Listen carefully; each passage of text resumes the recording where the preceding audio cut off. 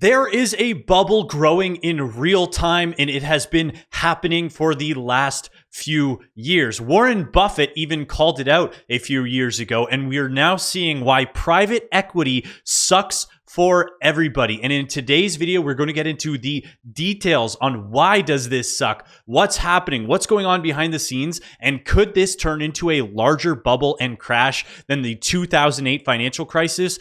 It's possible, and the stuff that we are seeing is not looking good, but we're going to discuss a lot of the context because is all private equity bad? Let's find out. Let's get into it. Private equity has minted more global billionaires than oil and technology. It's a $4.7 trillion global business that, according to some outlets, has crushed your ability to buy a house and your chance to relive your childhood at Toys R Us. Private equity is simultaneously the ultimate career goal of every insufferable business bro and the cause of all the world's problems. But what the fuck do these people actually do? Looks like this Hillpath Capital, which is a private equity firm, has purchased the outstanding shares of SeaWorld, and they intend on dismantling it and liquidating the company. Private equity. This just in, private equity took out SeaWorld. That being said, that guy's name is The Uneducated Economist. You guys should check out his channel. He puts out a lot of really great information. It's actually where I kind of get some baseline trends for a lot of these videos. Firms have been acquiring physicians' practices and medical operations at an increasing rate over the last decade. Private equity is nothing more than any investment company that invests into assets that are not listed on public markets.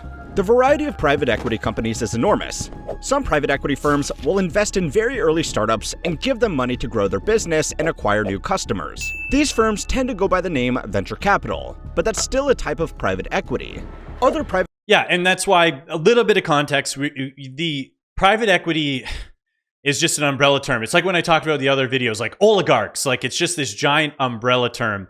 And when you have venture capital, there is a use for that, and a use for that can be economically productive and good. When businesses need access to capital, the banks won't lend to them, but private equity says, hey, we'll take a piece of this, but we'll give you access to a bunch of money. It's how a lot of startups work. So is venture capital bad? I don't know. Depends on the structure. And so let's continue this. Private equity companies focus on buying alternative assets like airports, toll roads, intellectual property rights, and carbon credits. These firms offer liquidity to asset holders that would find it almost impossible to sell what they own without their services. You can't put your North Dakota drilling rights on Facebook Marketplace and expect to find a buyer.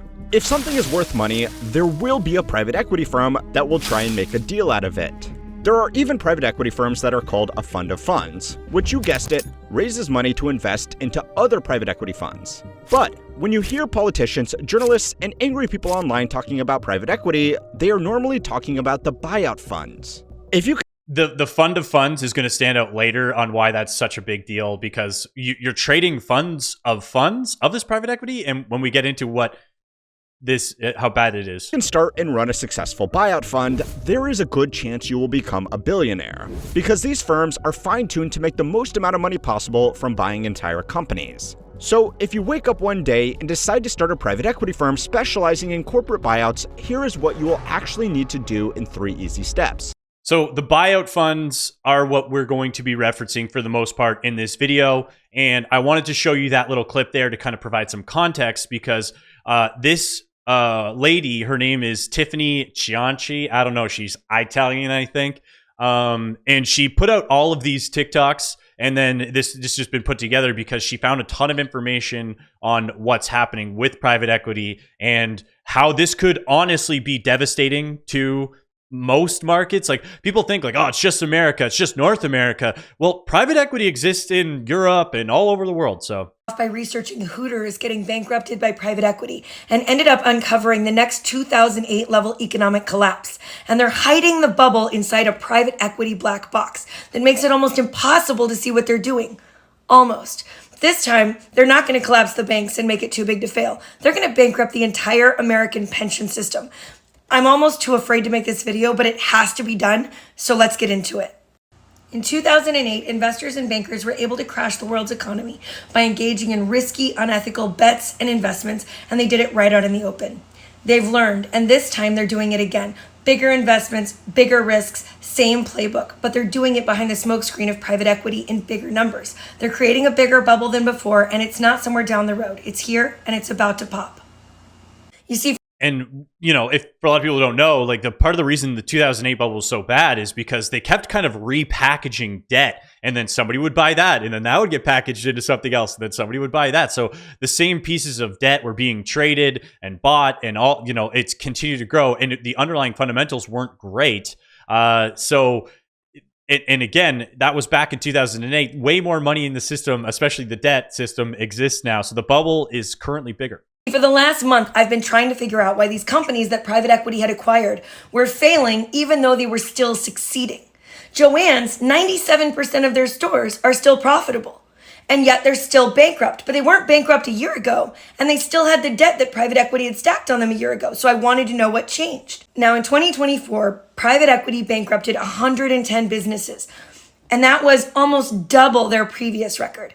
There had been huge increases in the amount of bankruptcies each year over the past 3 years. But I didn't know what had changed because private equity had held many of these businesses for several years and they were still succeeding. Until I got my hands on an economic report and an article and found a term that nobody could explain to me. The term was back floating rate loans.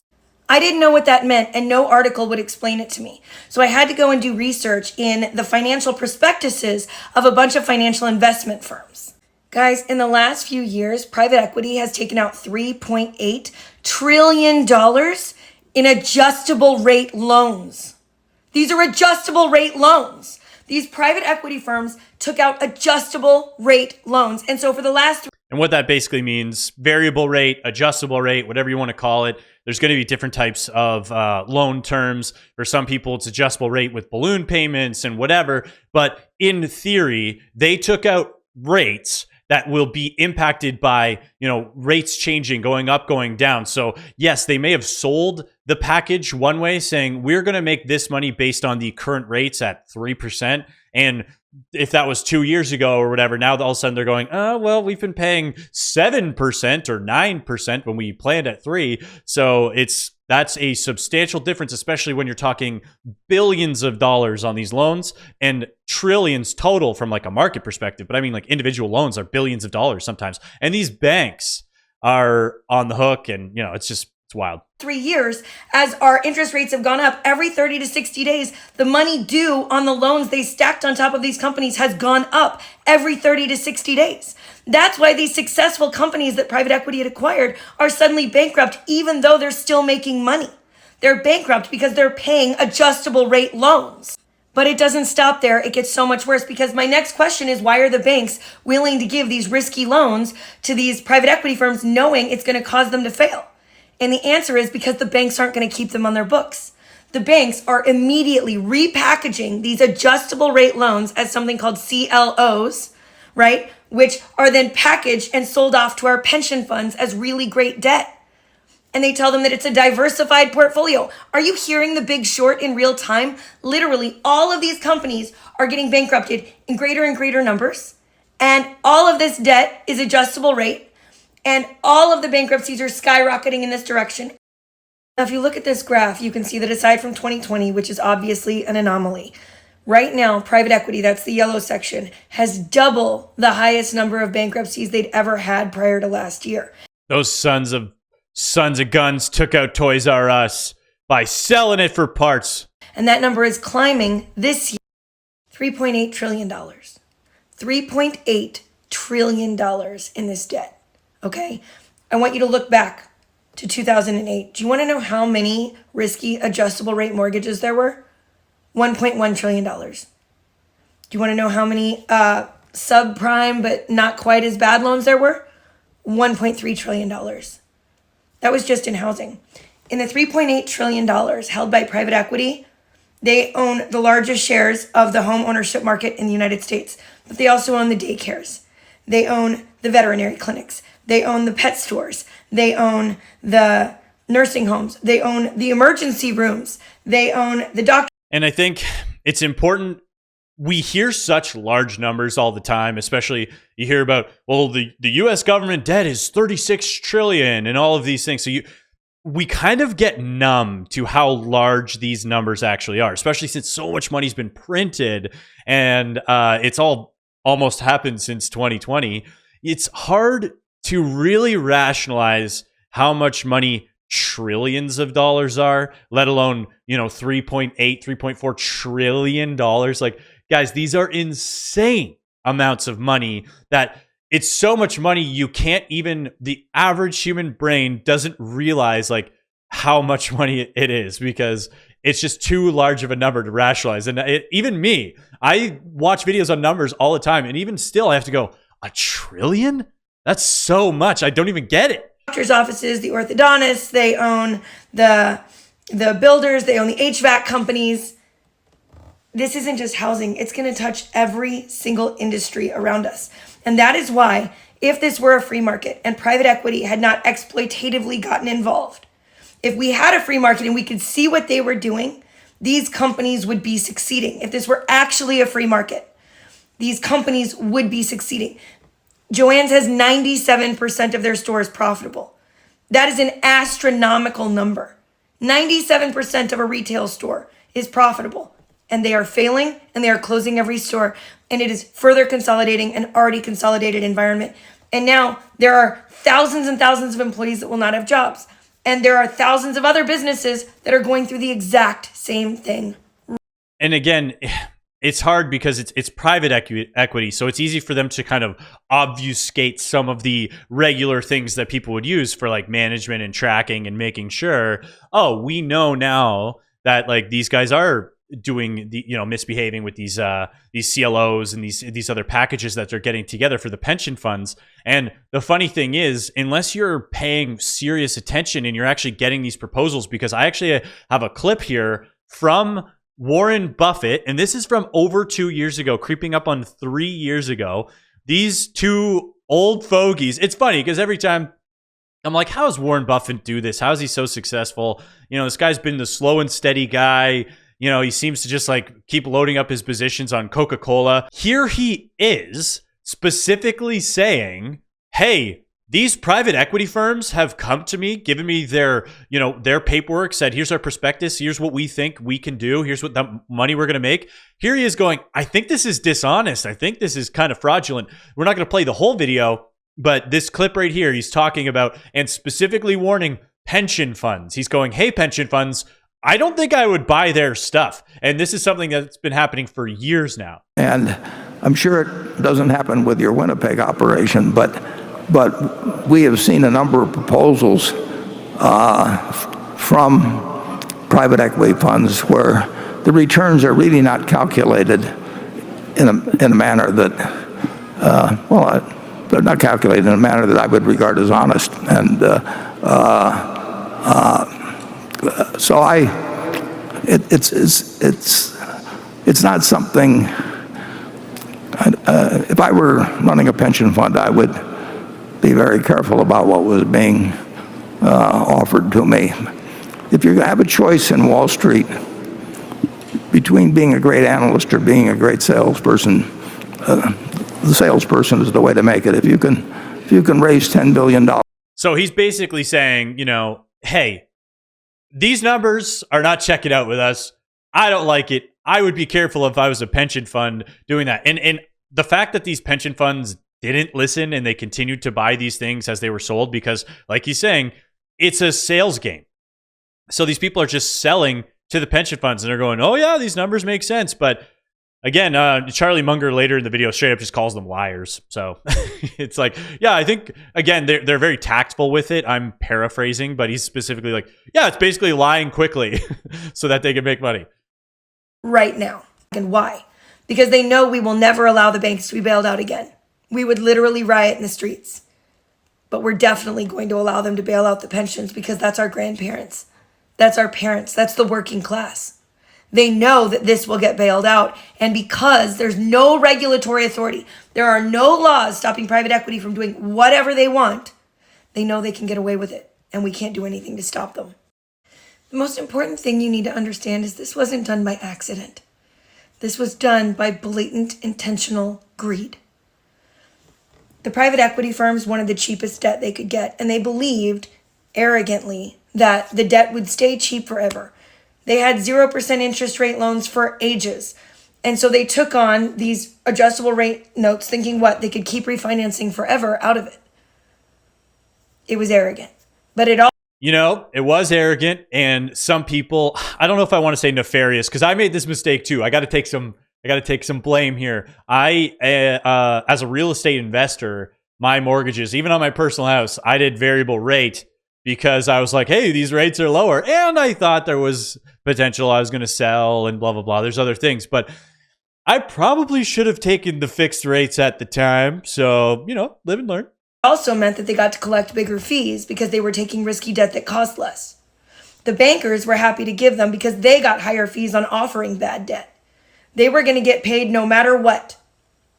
At the same time, the private equity firms mandated in their contracts with these companies they acquired that they were advisors and that they were a management company. So they also get paid that way. And then they sold the land out from under these companies and all their assets and made themselves whole before any of this even began. They're already cash positive.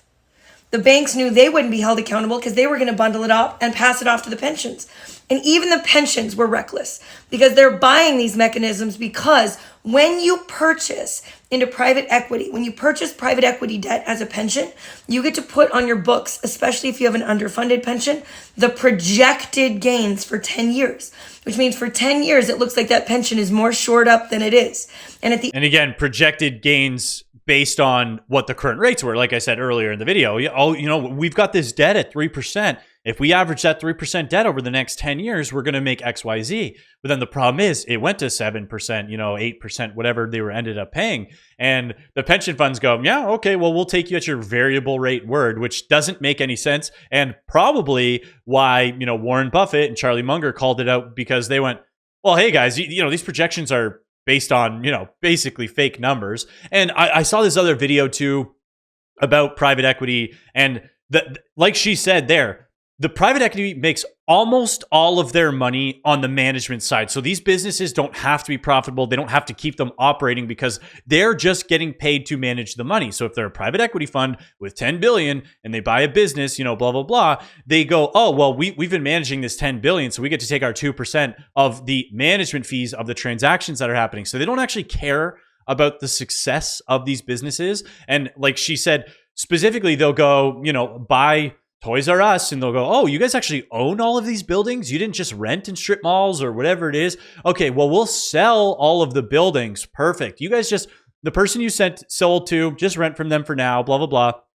Get rid of all of the underlying assets so that their business is 100% rental. They don't own anything. There's no assets. And then now it's just like being managed. They go, oh, well, now that I'm looking at this, your guys' cash flow, it's not that amazing. And it's actually because we've loaded up on this other debt, your cash flow doesn't actually pay off the debt payments that we need. So we're going to bankrupt the company, when if they had just stayed status quo, they could have made more money and kept operating. The end of that 10 years, when it's time for that fund to close out, suddenly then all of the bad debt comes crashing down on the pension. But at that point, there's a new leader on the pension fund and they've kicked the can down the road. So even they were reckless. But at the bottom of all of this is the bankrupting of the fabric of our society. We are losing our businesses. We are losing our doctors. We are losing our orthodontists. We are losing our nursing homes. We are losing our funeral homes. And one by one, they're going to fall under the weight of this really horrible adjustable rate debt. And nobody is talking about it. I could only find 2 articles in very obscure financial magazines that even talk about these back floating rate loans. I have never been more terrified. And I talk about private equity a lot. I have a lot to say.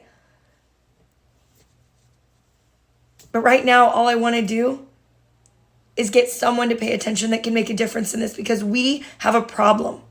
We're not without any hope at all. Right now, private equity is only allowed to be this exploitative because they exist under something called the carried interest loophole, something that multiple Congresses have tried to close, but private equity continues to bribe politicians to fail to actually achieve. Trump. What? Private equity throws money at politicians so that they vote in their favor? What? 3 weeks ago said he wanted to close the carried interest loophole. I thought he was doing it as a fundraising maneuver, but he's doubled down on it repeatedly.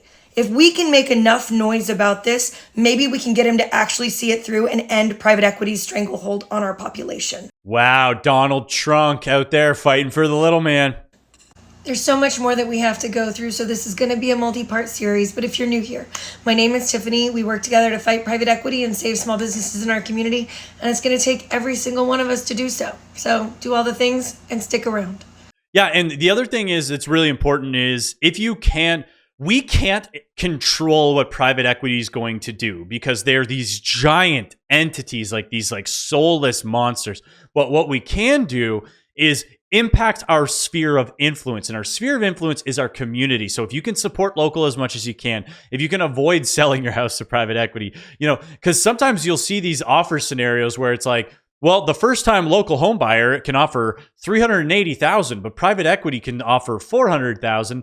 Well, we got to take that extra 20 grand. Maybe in that scenario, take the $380,000. I mean, it's obviously easy for me to say. I'm not the one looking at the two pieces of paper, but if these small decisions can add up, and these are the only things that we actually can incorporate into our daily lives that can impact these things, like obviously legislation, having them close some of these loopholes, some of that stuff, but they're always going to find a way. Like, look at the 2008 bubble, look at this bubble, and this is an even bigger one because, again, small business is the foundation of most countries. Like, most countries' largest employers are small businesses, and if they continue to get gobbled up by private equity, we could end up in a pretty serious situation where 12 companies own pretty much everything, and we're seeing it with BlackRock and other ones. But if you made it this far in the video, thank you so much for watching. I thought this was really interesting stuff, potentially a little scary, but hopefully we can continue to see positive changes. So thank you so much for watching, and have a great rest of your day.